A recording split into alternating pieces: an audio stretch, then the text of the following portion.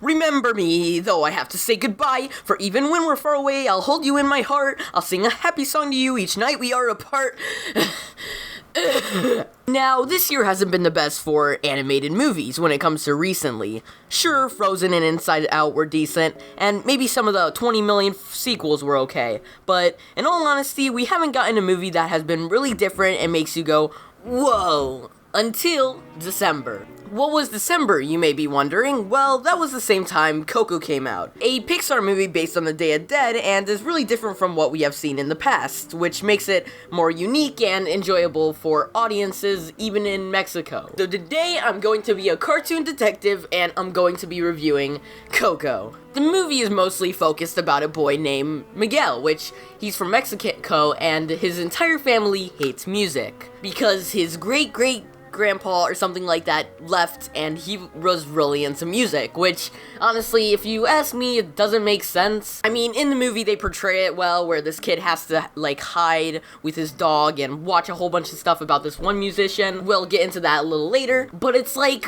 say I like water, and then I leave, is everybody just gonna instantly ban water? Gil gets really mad because his one grandma takes away everything he has to play music. So he ends up trying to steal a guitar from somebody that passed it away ages ago. The way they tell the story is really good, because they really get you to feel like how Miguel would be if he couldn't play music and everybody in his family hates it. He has a passion for something and his entire family will never support him on it. I mean, if you have a passion, you most likely will have that passion or still do that for the rest of your life. Nobody can really get into your brain and stop it. However, I really do like the way they talk about the ofrenda and talk about the Day of the Dead, which is like a Mexican tradition where people just unite and your ancestors that passed away get to see you. The best thing is that Pixar went over to Mexico to get everything they needed for the movie, and I feel like that helped the movie a lot because they got an understanding of what Mexico's feels like. I feel like that tradition is probably a lot of fun to celebrate, and it kind of opens the doors for anybody that wants to go to Mexico. Sound effects are what really makes animated movies stand out. Some movies use sound effects for basically everything going on in a scene, which is good, but not good for an animated movie. Coco is kind of an in-between. They don't add too much sound effects to the point where it's overboard, but nor do they have none. But that's great, because adding too much distracts the audience from what to focus on. Coco makes sure to add sound effects to things you need to look at to get the point of the story. For example, say a kid is running in the background, and the main character is in the front angle. Would it make sense to add sound effects to the boy in the background? Probably not. In conclusion, Coco is really nice with what's going on and the sound to match it, and it makes it more realistic. I don't want to be too optimistic because I know a lot of people watching this are negative, so whatever you think is fine with me. Of course, not every film can be a amazing, top-of-the-notch film. Then again, that does sound like a thing a movie would say. Voice actors! Voice actors are basically the entire reason I watch movies. If it wasn't for people voicing it, then it'd just be a boring and quiet film. Actually, now that I say it, the entire first part of Up was just music, and that was iconic. So I think it just depends on how you tell your story. But a good actor makes a good character. Some of the characters in Coco don't have the best voice to match, and the actor probably just wants it as a side project to make a little cash. But that aside, I want to take the time to recognize two actors that are really committed to doing it. First one is Anthony Gonzalez. Yes, the name might not ring a bell, but that's because this kid is super underrated. Although he hasn't been in many projects other than Coco, that doesn't take away the fact he goes all out to not only match the character perfectly, but he does a great job having fun, which is what I enjoy to see. Gosh dang, I sound like a really positive interviewer. But he just seems like a genuine kid. He kind of reminds me of, Yodeling Boy. Talented and not full of themselves. Also, not to mention, this kid can sing. Happy birthday, though I have to say goodbye, remember me. Don't let it make you cry, for even if I'm far away, I hold you in my heart. This movie did surprisingly have a villain, which was really unexpected in this type of film.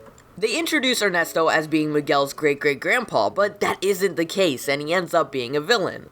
that murdered someone, which I won't spoil any more of that. But even after them announcing he was a villain, my brain still thought of him as being the nice, talented grandfather. So even if he did murder someone, even after they said that, he still didn't seem like a true monster. Okay, for example, would you say this guy would be evil if you saw this face? Anyways, I really like how they made the plot twist, because it really made the story more interesting, and I did think a lot of people watching it had a suspicion that he was probably not related. This usually doesn't happen in a Pixar film, but they actually got justice on Ernesto. Every character in Coco's family all have a backstory, and a lot of people didn't like how many characters there were, and maybe it was a lot to keep track of.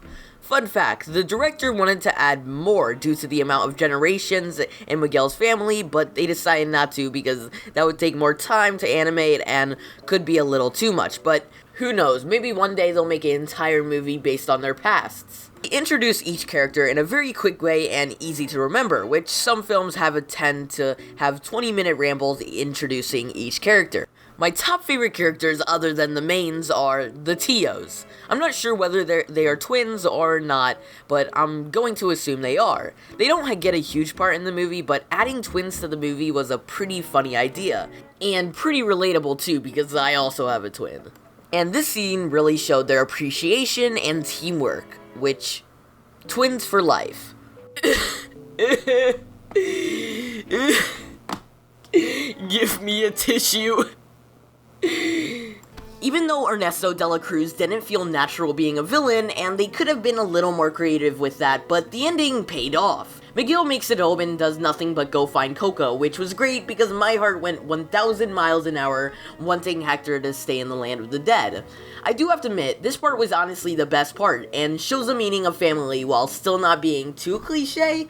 It's a beautiful scene. This is out of context, but I really like the scenes where they animate it using 2D, and that's kind of one of the main reasons I really liked Moana, because it played with the possibility of doing 3D realistic and 2D to make it more different.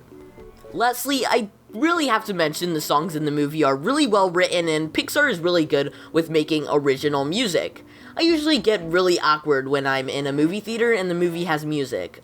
I don't know, maybe that's just me, but Coco's music really makes the plot a little stronger, and since the movie is about music, it makes sense. Anyway, that's gonna end it for this video. If you do want more reviews, request some good shows, movies I should check out. I really had fun making this, and drawing everything was just a whole bunch of fun.